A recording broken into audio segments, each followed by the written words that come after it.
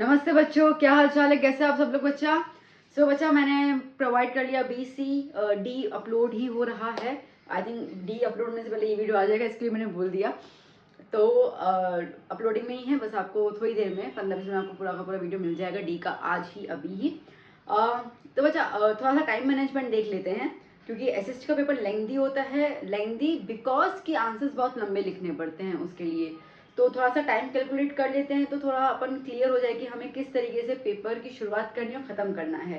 तो मैंने थोड़ा सा एक आइडिया यहाँ पे बना के रखा हुआ है, like section A B C D में जो अपने पास नंबर ऑफ क्वेश्चंस होते हैं उसको लेकर।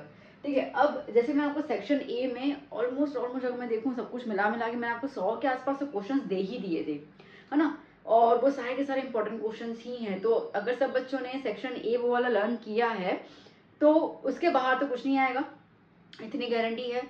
तो मुझे नहीं लगता कि सेक्शन ए में ज़्यादा समय जाएगा।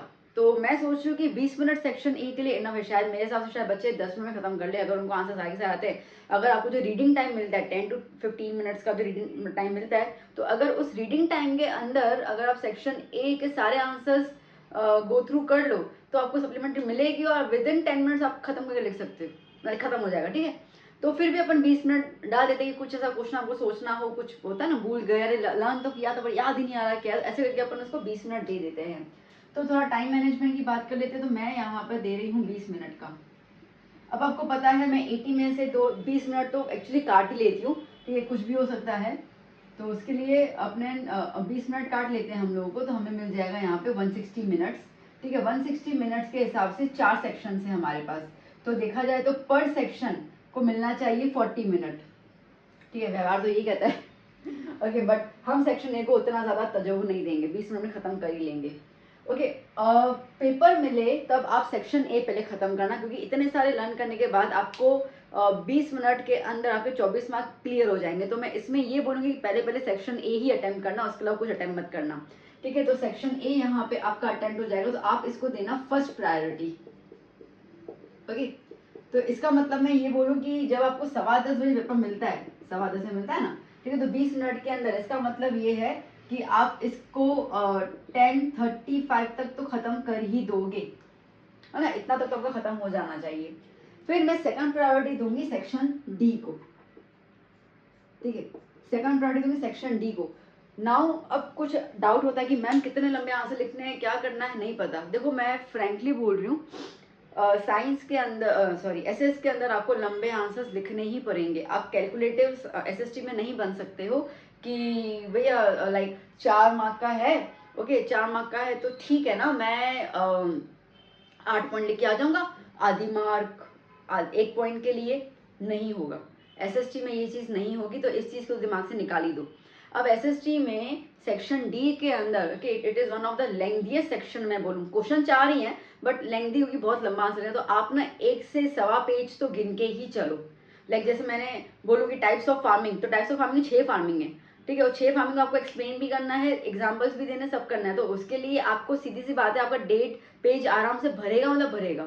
ठीक है, जाएगा ही जाएगा। तो आप 1 से 1.5 पेज तो समझ के ही चलो, मतलब आप डेट समझ के ही चलो। एक तो आपको सेक्शन सी में भरना है, तो डी में आपको 1.5 पेज तो भरना ही पड़ेगा।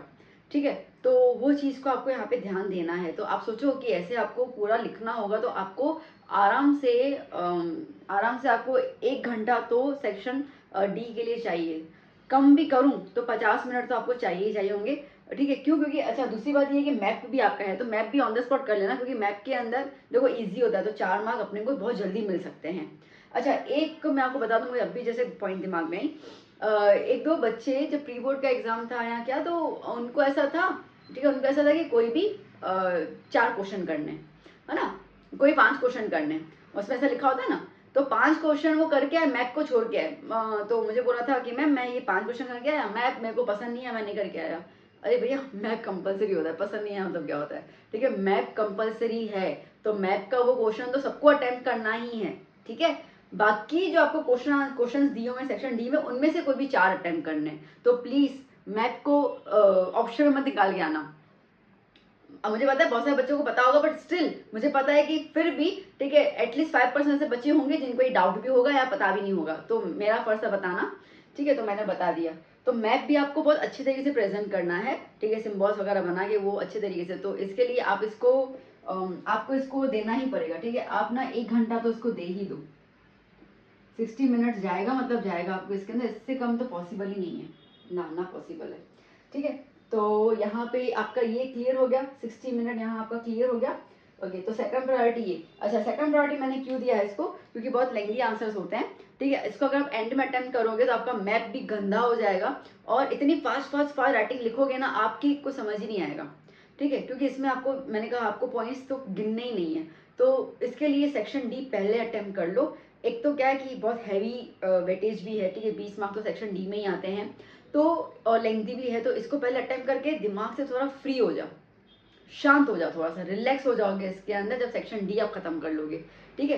पैनिक नहीं होना है, थोड़ा सा स्ट्रेटेजी करेंगे फॉलो, तो ऑन टाइम पेपर खत्म भी हो जाएगा और रीचेकिंग के लिए टाइम भी मिलेगा हमें, तो वो हो गया।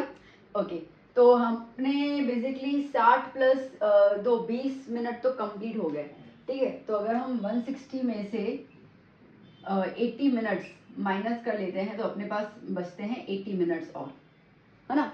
अब ये 80 मिनट्स को सेक्शन सी में, ओके, सेक्शन सी में आपको एक पेज भरना ही पड़ेगा, ठीक है।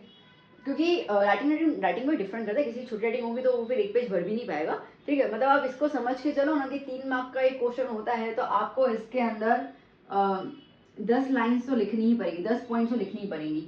अब बच्चों का क्या होता है मैं आपको बताऊं, ठीक है। अगर हम ये बोलते हैं ना कि भैया आपको 6 पॉइंट्स तो लिखनी ही पड़ेंगी, तो बच्चे वो देख वो इतू से पॉइंट क्या है, एरो इतना लिख दिया, एरो इतना लिख दिया। अरे भाई 6 पॉइंट्स का मतलब है कि जो भी आप पॉइंट उठा रहे हो वो पूरा का पूरा पैराग्राफ टाइप को आपको लिखना है। अगर आपने सेक्शन सी मेरा वीडियो भी देखा हो तो आपने देखा होगा कि लिटरली वो एक पूरा पॉइंट कवर अप हो रहा है, ठीक है। यहाँ पे ऐसा नहीं लाइन मतलब ऐसे एरो करते करते करना है, तो मैंने काउंट कर लिए 10 पॉइंट आ गए क्लियर। पॉइंट्स का मतलब ये है कि हर एक कंटेंट को जो भी आप उसको पॉइंट बता रहे हो, कंप्लीट दैट पॉइंट, ठीक है, उसका पूरा मीनिंग उसके अंदर खत्म हो जाना चाहिए, फिर दूसरे पॉइंट पे दूसरा ऑब्जेक्टिव आना चाहिए, तीसरे पे तीसरा ऑब्जेक्टिव आना चाहिए, ठीक है। तो वो डिवाइड करना है आपको, एक ही के अंदर डिवाइड नहीं करना है, मतलब एक ही पॉइंट को आपको 3 पॉइंट्स में डिवाइड नहीं करना है, तो ये गलती मत करना प्लीज, ठीक है।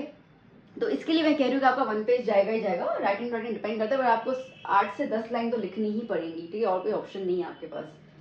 आप बोलोगे कि मैम जहाँ पे ऐसा पॉसिबल ही नहीं हो, तो ऐसी कुछ ना पॉसिबल हो, इतना कोई कंटेंट नहीं दिया हो, तो देखो टेक्स्ट बुक के अंदर वो कंटेंट नहीं दिया है देन इट्स ओके, ठीक है। टेक्स्ट बुक के अंदर ऐसा कंटेंट नहीं दिया हुआ, समझो फॉर एग्जाम्पल पेपर बहुत ईजी बनाना है, ठीक है, डीओ वालों को पेपर आपको बड़ा ऐसे पपलू टाइप पेपर बनाना है, तो हो सकता है कि वो ऐसे क्वेश्चन दे दे जिनका आंसर जल्दी खत्म, मतलब मिनिमम पॉइंट्स में आंसर खत्म हो जाए, आपको 3 मार्क मिल जाए, तो वो भी हो सकता है, मैं उसके लिए मना नहीं कर रही हूँ, but we have to mentally prepare कि पेपर लेंथी तरीके से लिखना है। क्योंकि जो चेकर होता है ना, देखो एसएसटी वाली टीचर्स का एक ही फंडा होता है, एक तो राइटिंग आपकी देखते हैं, ठीक है, अच्छे से है, दूसरा लेंथ पे पहले नजर जाती है, कितना भी कोई बोल दे लेंथ मैटर नहीं करता, कंटेंट मैटर करता है, तंबूरा, ठीक है, लेंथ मैटर करती है, एसएसटी में लिटरली लेंथ मैटर करती है, तो आप उस तरीके से प्रिपेयर करके जाओगे। कम आया तो अपनी किस्मत अच्छी है, ठीक है, नहीं तो हम यू शुड बी प्रिपेयर, ठीक है। वॉर जंग पे जा रहे हो तो अच्छे से प्रिपेयर होके जाओ ना, ठीक है। गोली लेके जा रहे हो, बंदूक लेके जा रहे हो, तो साथ में गोलियों का भी प्रबंध करके जाओ ना, खाली आपके क्या वो 6 टिक टिक से हो जाएगी, कुछ नहीं होने वाला, ठीक है। तो यहाँ पर भी मैं आपको दूंगी 45 टू 50 मिनट्स, तो मैक्स टू मैक्स मैंने 50 मिनट्स यहाँ पे आपको दे दिए, ठीक है। सेक्शन बी में 9 क्वेश्चन है, बट क्या वो इतने लंबे लंबे नहीं होते, अब 4 पॉइंट आपको सेक्शन बी के अंदर 6 पॉइंट जितना तो लिखना ही पड़ेगा, ठीक है। अगेन तो क्योंकि आप 10 लाइन तो इसमें लिख रहे हो, तो आपको 6 से 7 लाइन तो आपको इसमें लिखनी ही पड़ जाएंगी, ठीक है। तो इसके अंदर आप यहाँ पे ले लो, कितनी बज गई, 30 मिनट्स में आपको ये वाला खत्म करना है। अगर नहीं तो आप यहाँ पे 45 मिनट्स कवर अप कर लो, आई थिंक 45 में भी हो ही जाना चाहिए, ओके। और यहाँ पे 35 मिनट्स ले लो, ठीक है। तो 35 मिनट्स में आपका ये इस तरीके से खत्म हो जाना चाहिए। अब इन दोनों में से प्रायोरिटी मैम किसको दें, अब इन दोनों में से प्रायोरिटी आप उसको देना जो आपको सबसे ज़्यादा आता है सेक्शन, ठीक है। मैंने इसको क्यों बोला, क्योंकि देखो आप सब कैलकुलेटिव तो हुई, तो आपको इतना तो पता ही है कि भैया इसके अंदर मेरे को करने ही 2-3 चैप्टर हैं, ठीक है, ज़्यादा करने ही नहीं है, तो आप उतना अच्छे से प्रिपेयर कर ही लोगे, है ना। तो इसमें आपको पता है कि ये क्वेश्चन इंपॉर्टेंट है और आपको प्रिपेयर करना है, वो आप कर ही लोगे, उसमें कुछ है नहीं, तो ये इसमें आप ज़्यादा कॉन्फिडेंट रहोगे। ये दोनों सेक्शंस के अंदर थोड़ा सा रहता है, तो ये दोनों सेक्शन में आपके ऊपर छोड़ती हूँ, आपको जैसे ठीक लगे मैं इसमें कोई प्रायोरिटी मैं नहीं बता रही हूँ, ठीक है। ये आप खुद एनालाइज कर लेना। जब आपके पास पेपर आता है, आपके हाथ में अगर पेपर आता है और आपको सेक्शन बी में सारे के सारे आंसर बहुत अच्छे से आते, पक्के आंसर आते हैं, then go for the section B, ठीक है। फिर सेक्शन सी में जाओ। अगर सेक्शन सी में बहुत अच्छे से आता है, सेक्शन बी में कम आता है, तो फिर सेक्शन सी में जाओ, ठीक है। मतलब कि आपका कॉन्फिडेंस बूस्ट होना चाहिए। तो जो चीज़ आपको सबसे अच्छी आती है, पहले गो फॉर दिस। अच्छा, ये प्रायोरिटी मैं दे रही हूँ, ठीक है। अगर आपको सेक्शन वाइज जाना है, A B C D जा सकते हो, ऐसा कुछ नहीं है। मुझे डी में मैंने देखा है कि बच्चों का आंसर छूट जाता है, बहुत लंबे होते हैं ना, तो छूट जाता है। तो मुझे ऐसे कि छोड़ना क्यों है, पेपर क्यों छोड़ेंगे हम लोग। तो दैट्स वाई मैं इसको प्रायोरिटी दे रही थी सेकंड नंबर पे। तो इस तरीके से आई थिंक आपका कैलकुलेशन खत्म हो जाएगा और आपको आपके लिए जो 20 मिनट अपन यहाँ निकाल के रखे थे, अब ये 20 मिनट में आपको बताइए, ठीक है, थ्रेडिंग करना, ये करना, वो बारकोड, सॉरी क्या बोलते हैं अपन, खाकी स्टिकर लगाना, ये सब होता है। प्लस अब ना बच्चे, अब मैं बता रही हूँ टाइम कहाँ का वेस्ट होगा, ठीक है। आपका टाइम वेस्ट होगा जहाँ पे आप ना ये पेंसिल ले लेके ऑन द स्पॉट अंडरलाइन करोगे। तो मैं SST में आपसे रिक्वेस्ट करूंगी कि आप सिर्फ आंसर्स लिखिए, चुप करके पेंसिल को लाइए साइड में, ठीक है। सिर्फ आंसर्स लिखते जाइए, बात खत्म होगी, उसके अलावा कुछ नहीं करना है। ये जो आपने 20 मिनट आपने बचा है ना अपने, ठीक है, ये 20 मिनट में आपको पेपर तो ऐसे ही रीचेक करना ही है। अब आप रीचेक कीजिए पेपर को, और पेपर को रीचेक करके पेंसिल हाथ में रखिए, और पेंसिल हाथ में रख के फिर आपको जो भी कीवर्ड्स, अब अगर आपको बहुत अच्छे मार्क्स चाहिए SST में, तो उसका एक रामबाण है, वो ये है कि आपके एग्जामिनर को आरामदायक सोफा दे दो, ठीक है। मतलब ये है कि आप अपने एग्जाम को परेशान करो ही मत कि तुम आप मैम आप आंसर ढूंढो, सब आंसर मत, उनको आंसर ढूंढने ही मत दो। आंसर आप उनको दिखाओ, कैसे, बाय हाईलाइटिंग द पॉइंट्स, ठीक है। बट उसके लिए you should be sure about the answer. अगर आप कहेंगे गप्पा ठोका है ना, तो मत करना भैया, पता चला कि वो हाईलाइटेड पॉइंट गलत हो गया तो आपकी मार्क्स नहीं कट गई, वैसे ध्यान नहीं जाता, अब ध्यान चला जाएगा, ठीक है। तो वो चीज़ मत करना। If you are damn good in writing and in SST, then last के पीछे पेंसिल लेकर वो सारे पॉइंट्स को हाईलाइट करते जाओगे। जैसे मैंने सेक्शन सी समझाया, तो आपने देखा होगा, मैंने आपसे कहा कि मैं वो हाईलाइटेड पॉइंट्स को ही करूंगी, ताकि वो पॉइंट्स आपके दिमाग में बैठ जाए और आप उसको दिमाग में रख के आगे अपना आंसर खुद भी फ्रेम कर सकते हो। तो इस तरीके से आप उनको हाईलाइट कर लो, हाईलाइटर से नहीं, पेंसिल से, ठीक है। इतना क्लियर हो गया, तो आपका पेपर प्रेजेंटेशन भी यहाँ पे कवर अप हो जाएगा। अगर आप आंसर्स के दौरान करोगे ना, तो आपका पेपर रह जाएगा, ठीक है। बिकॉज हाईलाइट करने से या ना करने से ना मार्क्स मिलते ना कटते, मतलब वो चीज़ तो है नहीं, कंपल्शन तो नहीं है ना उसका। ये तो जस्ट हम टीचर को थोड़ी सहूलत देंगे। जब आप हाईलाइट पॉइंट बताओगे, उनका ध्यान वहीं चला जाएगा, लगेगा बच्चा तो बड़ा होशियार है, तो आगे कुछ रीड भी नहीं करेंगे, तो आपको मार्क्स वहीं मिल जाएंगे। ओके, दूसरी बात, अब SST के अंदर ना आंसर्स बहुत लेंथी होते हैं, तो आप खुद समझ सकते हैं कि जो एग्जामिनर होगा वो पूरा का पूरा आंसर चेक करने तो नहीं बैठा है, ठीक है। जो फ्रेंकी चीज़ है वो तो है ही। तो अब क्या होगा, तो अब ऐसा होगा ना कि आंसर की, जो भी आपको क्वेश्चन आप अटेंड करो, उसका जो आंसर में जो मेन पॉइंट्स है ना, धुरंधर वाली पॉइंट्स, ठीक है, वो हमेशा स्टार्टिंग के 3 पॉइंट्स में कवर कर दो। बात समझ में आई, ठीक है। C और D के साथ बात कर रही हूँ मैं। तो स्टार्टिंग के 3 पॉइंट्स में कवर अप कर दो उसको। उसके बाद जो कंक्लूजन वाले स्टेटमेंट्स होते हैं ना, वो आप लास्ट के स्टेटमेंट में कवर अप कर लो। बीच वाला इतना ध्यान कहीं नहीं जाता है, किसी का नहीं जाता है, तो वो स्टार्टिंग के ही पॉइंट्स को देखकर आपको जज कर लेंगे कि ये बच्चे काबिल है कि नहीं है। बच्चा काबिल है तो उस हिसाब से आपको मार्क्स मिल जाएंगे। उसमें भी अगर राइटिंग बहुत अच्छी हुई, आपने स्टार्टिंग के 3 पॉइंट बहुत अच्छे से लिखे, ठीक है, नीचे थोड़ा कंक्लूजन एक, अब क्या होता है ना, जैसे सेक्शन सी वाले जो एग्जामिनर आपका पेपर चेक कर रहे हैं और आपको अटेम्प्ट करने हैं 6, तो अगर वो पहले ही 3 क्वेश्चन में वैसे उनका जो मन है वो मस्त आनंदित हो गया, ठीक है, खुशी के मारे फूल गया, तो वो आगे तो आपका शायद एक आध लाइन देखेंगे और नीचे नीचे शायद कंक्लूजन देखे भी ना, आपको यूं ही मार्क्स दे देंगे, भाई ठीक है, बच्चे को तो बहुत आता है। तो पहली बात तो अटेम्प्ट वही करना जो आपको बहुत अच्छे से क्वेश्चन आते हैं, बहुत अच्छे से क्वेश्चन आते हैं, पहले वही अटेम्प्ट करोगे। जिसमें थोड़ा बहुत डाउट है, थोड़ा बहुत गप्पा वप्पा मारना है, ठोकना है, ये करना है, वो लास्ट में अटेम्प्ट करना, तब तक आपकी इंप्रेशन अच्छे से टीचर के ऊपर पड़ जाएगी, ठीक है। पूरा दिमाग का गेम है, ओके। तो उस हिसाब से काम करना है आपको। Am I clear? मैं उम्मीद करती हूँ कि कल आपके पेपर में आपको टाइम मिले और आप अच्छे से इसको प्रेजेंट कर पाएँ, बट नहीं भी है तो हम इस तरीके से प्रेजेंट कर रहे हैं। तो मेरे ख्याल से ये कैलकुलेशन आपको थोड़ा सा माइंड क्लियर कर लेगी। आप अपने प्रिपरेशन के हिसाब से इसको थोड़ा सा सॉर्ट आउट करके जाओ। हो सके तो जैसे मैंने कहा ना कि 10:15 से 10:35 तक ही हो जाना चाहिए, तो दिमाग में थोड़ा सा कैलकुलेटिव होकर, ठीक है, आप इनके भी है ना, क्या बोलते, टाइम अलॉटमेंट कर लो कि भाई 10:15 अगर मैंने लाइक 10:35 को मैंने ये शुरू करना है, तो मैंने 1 घंटे का टाइम दिया, तो 11:35 को ही खत्म हो जाना चाहिए। तो थोड़ा सा कैलकुलेटिव, तो क्या आप जब वॉच को देखोगे तो आपको आइडिया आएगा कि मैं कितना पीछे चल रहा हूँ, कितना आगे चल रहा हूँ, या ऑन द लेवल चल रहा हूँ। तो आप उस हिसाब से अपनी स्पीड वगैरह जो है वो मेंटेन करेंगे। अगेन कोई भी क्वेश्चन छोड़ के नहीं आओगे। अब देखो कोई भी क्वेश्चन का मतलब ये है कि जितने अटेम्प्ट करने हैं उतने अटेम्प्ट करके आओगे।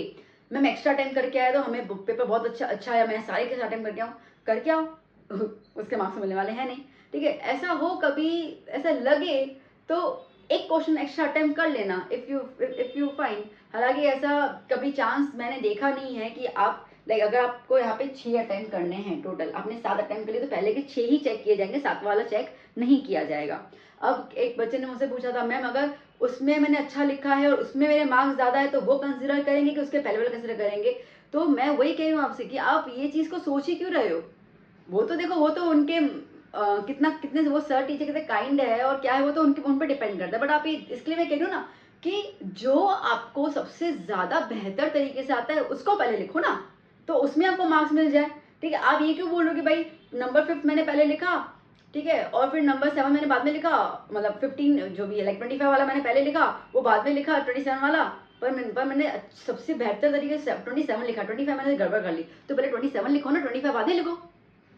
क्लियर हो रहा है मेरी बात, ठीक है। तो प्लीज इतना आप थोड़ा कैलकुलेटिव बन जाओ, तो जब आपको 15 मिनट मिलते हैं रीडिंग टाइम तब आप ये चीज़ों को कैलकुलेट कर लो, ठीक है। फटाफट से सेक्शन ए तो पहले देख ही लेना है, सेक्शन ए पूरा का पूरा देख लेना है, क्योंकि उसके 24 मार्क्स मुझे पता है हर एक बच्चे के 24 मार्क्स उसमें कवर अप हो ही जाएंगे। जिन भी बच्चों ने मेरा सेक्शन ए देखा है वो कवर अप हो जाएंगे, ठीक है। तो मुझे उसका कॉन्फिडेंस है।